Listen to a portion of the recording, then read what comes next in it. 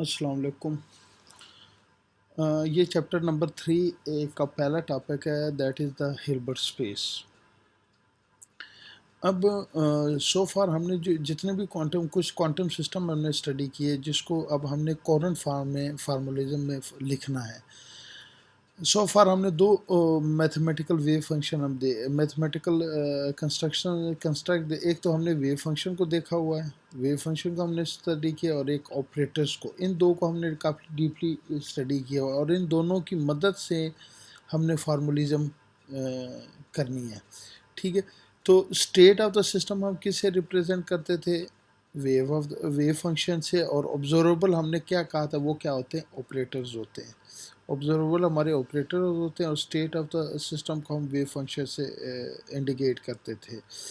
ज़ाहिर है, जो ऑपरेशन हम स्टेट ऑफ द फंक्शन पर लेते, जैसे psi asterisk psi d x दे, वो इस तरह है जैसे इन टर्म ऑफ वेक्टर्स। हम देखेंगे कि वो कैसे इन टर्म ऑफ वेक्टर्स हैं। और जैसे हम ऑब्जर्वेबल जब ऑपरेटर किसी भी ऑपरेटर जब अप्लाई करते थे किसी भी स्टेट ऑफ फंक्शन, तो उसको लीनियर ट्रांसफॉर्म कर देता था। तो उस लैंग्वेज में हम इस दोनों को हम क्वांटम मैकेनिकली कह रहे हैं कि हम ये लीनियर अलजबरा हम इसको देख रहे हैं। अब लीनियर अलजबरा हम इसको क्यों कह रहे हैं, लेट्स सी कि why we call this linear algebra option. अब मैं देखूंगा कि हम देखेंगे कि कट ब्रा नोटेशन को हम कैसे लीनियर अलजबरा, जो हमारी सिंपल वेक्टर स्पेस वगैरह होती है, उसमें हम कैसे कन्वर्ट करते हैं। लेट्स सपोज हमारे पास एक कैट वेक्टर है अल्फ़ा, जिसके हमारे पास n डायमेंशंस हैं। ठीक है, नॉर्मल डायमेंशन लाइक कैट है l, इसके कंपोनेंट a1 है, a2 है, a3 है, an, ये मैंने कैट उसमें लिख दिया। ओवरऑल इसको आप इन टर्म ऑफ a भी लिख सकते हैं, अल्फ़ा वेक्टर को इन टर्म ऑफ a भी लिख सकते हैं। और जो कैट वेक्टर होता है, कैट वेक्टर होता है, अगर उसको हम यहाँ पर हमने कैट की फॉर्म में लिखा है, अगर अगर मैं इसको वेक्टर फॉर्म में लिखूँ, लीनियर जैसे वेक्टर फॉर्म में लिखूँ, तो जो कैट होता है वो हमेशा कॉलम वेक्टर होता है। कैट इज का कॉलम वेक्टर। जैसे ये देखिए a1 a2 a3 an, ये है a1 a2 a3 an, this represent is the column vector. अब जब आप इसका कॉन्जुगेट लेंगे, आप इसका कंजुगेट लेंगे, तो हमने क्या देखा था कि जब हम कंजुगेट लेंगे, कैट ब्रा में कन्वर्ट हो जाएगा, ब्रा कैट में। तो ये कैट है, तो कैट किस में कन्वर्ट हो गया? ब्रा में। और ये भी ब्रा में कन्वर्ट होगा, इसका ये आएगा। और इसका हम वो लेंगे, हर्मिशन कंजुगेट हमने इसका लिया ए डेगर। तो जो वेक्टर स्पेस है, जो वेक्टर कॉलम है, वो किस में कन्वर्ट हो गया है? रो कॉलम में। तो ये तो सिंपल डेफिनेशन हमारी। Ket is the ket is the column vector, और जो हमारे पास bra is the row vector. ये एक डेफिनेशन आप अपने जहन में रखें कि जो जहाँ भी अगर हम कैट इंडिकेट करेंगे, अगर हमें उसको वेक्टर की फॉर्म में इंडिकेट करना है, तो हम कॉलम की फॉर्म में उसके कंपोनेंट लिखेंगे। और अगर हमारे पास ब्रा वेक्टर है, तो उसको जो वेक्टर के फॉर्म में लिखेंगे, तो हम उसको रो इसके फॉर्म में लिखेंगे, रो वेक्टर के फॉर्म में लिखेंगे। सिमिलरली अगर ये अल्फ़ा है, तो इन टर्म ऑफ हम बीटा भी ले लेते हैं। लेट्स सपोज हमने बीटा ले लिया, तो बीटा के जैसे अल्फ़ा के a1 a2 a3 थे, तो बीटा के a1 a2 a1 b1 b2 b3, और इसका हमने ये कैट वेक्टर, तो इसलिए ये वेक्टर कॉलम हमने वेक्टर में सिमट के। अब इनर प्रोडक्ट हम लेते थे, यहाँ पर इनर प्रोडक्ट होता था alpha and beta. Quantum mechanics में हम inner product alpha and beta, तो अल्फ़ा इज ए, अब इनर प्रोडक्ट में ले रहा हूँ alpha and beta. Alpha is a bra vector, bra vector के क्या है कंपोनेंट हमारे पास? दिस वन, रो वेक्टर है हमारे पास, दिस वन। और बीटा हमारे पास कैट है, कैट वेक्टर के हमारे पास है क्या है? Column vector. अब इन दोनों को मल्टीप्लाई करेंगे, तो आपके पास ये आ जाएगा। तो इस ये देखिए, यहाँ पर देखें, ये इनर प्रोडक्ट हमने इन टर्म ऑफ क्वांटम हो गया, ये अब ये वेक्टर की फॉर्म है, इसलिए हम इसको लीनियर अलजेब्रा भी कह देते हैं, इन टर्म ऑफ लीनियर अलजेब्रा। अब लीनियर अलजेब्रा में हमने ट्रांसफार भी किया था। ट्रांसफार नॉर्मली हम ये करते हैं कि किसी भी ऑपरेटर के ऊपर हम ट्रांसफार्म अप्लाई करते हैं उसको चेंज करने के लिए। किसी भी बेसिस के ऊपर विद रिस्पेक्ट उसके बेसिस होता है। जैसे SI हम ऑपरेटर को जब ऑपरेट करते हैं, जैसे for example derivative is also operator, wave function के ऊपर हम डेरिवेटिव ऑपरेट करते हैं तो उसको ट्रांसफॉर्म करते हैं, उसका डेरिवेटिव लेते हैं, they will the change, integration लेते हैं, दे विल द चेंज, कोई और ऑपरेटर लेते हैं, ये इसका चेंज कर देते। लेट्स सपोज बीटा, हमारे पास एक बीटा वेक्टर ऐसा है जो अल्फ़ा वेक्टर जो जो ट्रांसफार्म होता है अल्फ़ा वेक्टर के ऑपरेट करने से। लेट्स सपोज बीटा को मैंने इसको B से इंडिकेट कर दिया और इसको TA से, तो यहाँ पर मैंने इसके कंपोनेंट ट्रांसफार्म वेक्टर के लिख दिए और ये हमारे पास A वेक्टर की, ये जनरल एक डेफिनेशन हमने लिख दी थी, ठीक है। अब जैसे अल्फ़ा बीटा में जैसे हमने देखा है कि यहाँ पर ये देखें अल्फ़ा बीटा ये लीनियर ऑपरेशन को ऑपरेट कर रहा है। जैसे हम ए डॉट बी को मल्टीप्लाई करते हैं तो हमारे पास ये आएगा। इसी तरह इनर प्रोडक्ट हम अल्फ़ा बीटा के लेंगे तो ये आ जाएगा हमारे पास। अब तो इसी तरह तो ये क्या है, the vector are actually function. Quantum mechanics में जो वेक्टर होते हैं वो क्या होते हैं, एक्चुअली फंक्शन होते हैं।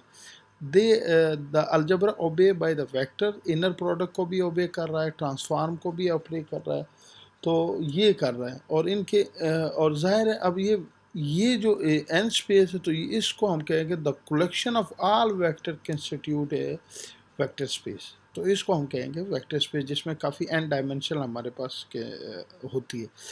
अब यहाँ पर देखिए the collection of all function of x is any function also constitute a vector space, but for our purpose is too much large the represent possible physical state to represent possible space the wave function must be normalise.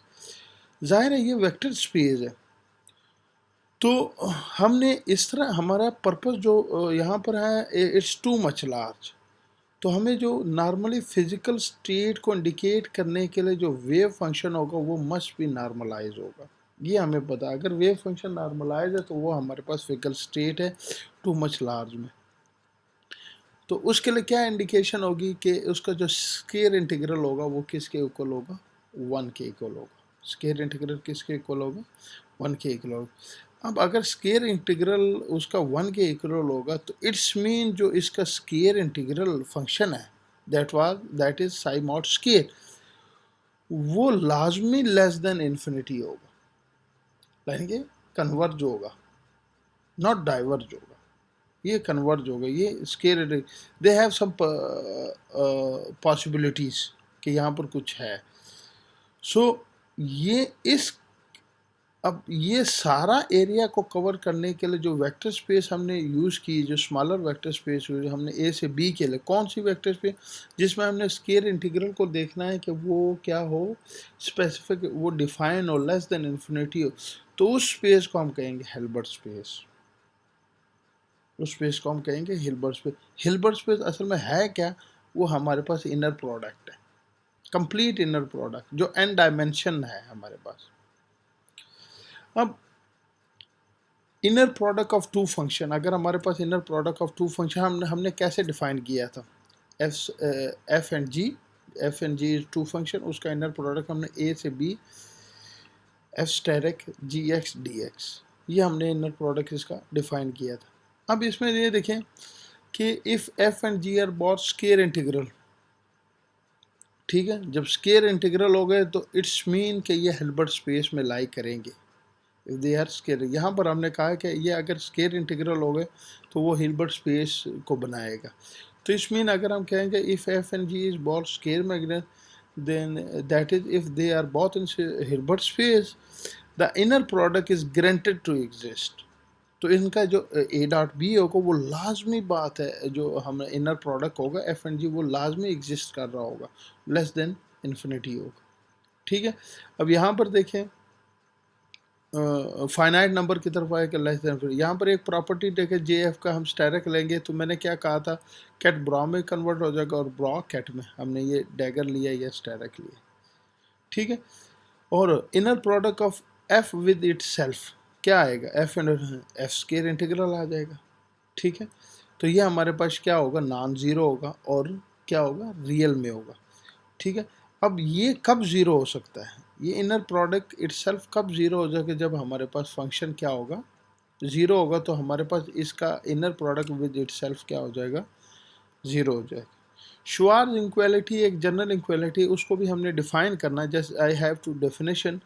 यहाँ पर हमने दो function लिए F and जी, जो कि both are square integral. अगर ये square integral they mean ये हिल्बर्ट स्पेस में लाई कर रहे हैं, और इनका जो इनर प्रोडक्ट है वो एग्जिस्ट कर रहा है, ठीक है।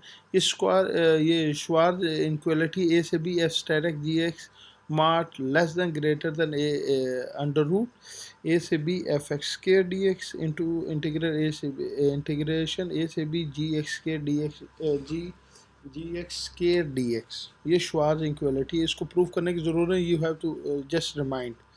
अगर मैं इनको शार्ट नोटेशन में लिखूँ तो ये हमारे पास क्या इनर प्रोडक्ट है एफ एन जी, ठीक है। Inner product of f and g, ये हमारे पास वो आ गया इनर प्रोडक्ट इसका। और इसका जब हम स्केयर लेंगे तो ये इंटीग्रेशन ख़त्म हो जाएगा, इसके ऊपर स्केयर आ जाएगा, वो ये आ गया। और लेस देन इक्वल टू ये क्या है inner product of F F, और ये क्या है इनर प्रोडक्ट ऑफ जी जी। ये इस फॉर्म में मैंने इस फॉर्म में सिंपली नोटिफिकेशन के फॉर्म में लिखा है।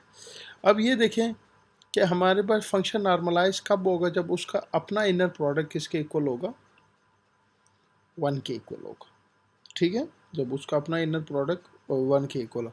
और ऑर्थोगोनल कब होगा, ऑर्थोगोनल कब होगा, जब दो फंक्शन का जो इनर प्रोडक्ट होगा वो किसके इक्वल होगा, 0 के इक्वल होगा। ये ऑर्थोगोनलिटी की डेफिनेशन है। अच्छा, एक ऑर्थो नॉर्मल भी हमने कहा था।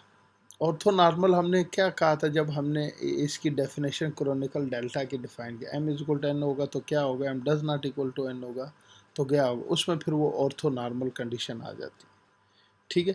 और यहाँ पर ये देखें नॉर्मलाइज कब होगा, जब उसका इट्सेल्फ अपने आप से इनर प्रोडक्ट वो 1 के इक्वल होगा। ऑर्थोगोनल उस वक्त होगा जब दो फंक्शन का इनर प्रोडक्ट किसके इक्वल होगा, 0 के इक्वल। और ऑर्थो नॉर्मल उस वक्त होगा कि उनका इनर प्रोडक्ट जब दो different function that is equal to Kronecker delta m n n, ठीक है। ये जनरल डेफिनेशंस है। ये फार्मूलिज्म की तरफ हम जा रहे हैं कि जितनी भी चीज़ें हमने पिछली बार पढ़ी है उनको हम एक फार्मूले की तरफ लेके जा रहे हैं। अब यहाँ पर ये कि a set of function is complete, ज़ाहिर है कंप्लीट कब होगा, जब उसका हम लीनियर कम्बिनेशन बना सकते हैं। जब हम फंक्शन को उस वक्त कंप्लीट करेंगे जब उसको in term of linear combination बना देंगे, एक्सप्रेशन के फॉर्म में से कर सकेंगे। F is equal to n is equal 1 to n c n f x d x.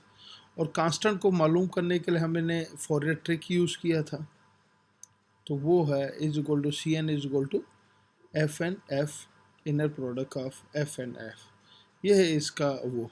तो ये पहला टॉपिक है, तो इंशाल्लाह इसको काइंडली देख लें और इसको रीड आउट भी कर लें, तो इंशाल्लाह लेक्चर में हम डिस्कस करेंगे। Thank you.